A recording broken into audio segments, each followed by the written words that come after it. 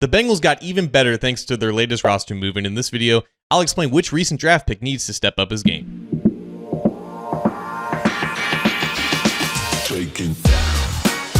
Hi again, Bengals fans. John Sheeran of A to Z Sports Cincinnati here. In last video, I mentioned that the Bengals were likely to sign a low-level defensive tackle to their practice squad, and it turns out I was wrong. They did sign a defensive tackle to the practice squad, but I would describe him as a little bit better than just a low-level version. It was actually two-time Super Bowl champion, 12-year veteran Mike Pennel, formerly of the Kansas City Chiefs, who became the newest member of Cincinnati's practice squad this week. To be quite honest, I really thought the plan was to bring back Eric Gregory after he cleared waivers, but it turns out he didn't clear waivers as he was claimed by the New England Patriots, and he's now on their 53-man roster. And that's great news for Gregory, who was just an undrafted free agent out of Arkansas, who had a pretty solid training camp and preseason for the Bengals, and now he gets to be on an actual roster and make an actual paycheck. But obviously, if we're keeping it a buck here, Pennel, who's played well over 100 games, who has won 13 of the 17 playoff games that he's played in, he's an obvious upgrade over someone who's never played in the NFL before. So the Bengals practice squad definitely got better, but I did find the reporting of Pennel's signing a little bit interesting, because it was said that the plan for Pennel is to get him acclimated and eventually elevated to the active roster. Now, I don't think this means that he's going to be signed to the active roster, because the team does have 3 chances to elevate him off of the practice squad to the 53-man roster on a week-to-week basis. But even if they just do that, it does sound like the team has actual plans to use Pennel on Sundays instead of just between Monday and Saturday. And this is a move just like the signing of Noah Fant and Dalton Risner that should be commended by Bengals fans. Because Pennel is a useful player, he's an actual nose tackle, and the Bengals only have one of those right now on the active roster in TJ Slaton, which is why I think the player who's impacted the most by this news is actually McKinley Jackson. Jackson was one of the Bengals' third-round picks from the 2024 NFL Draft, and while he finished his rookie year kind of on a high note, I don't think he necessarily had the best offseason this year, because the coaching staff pushed him tremendously in the preseason. He played 45 snaps in the Week 3 finale against the Indianapolis Colts. For a guy who was a lock to make the roster,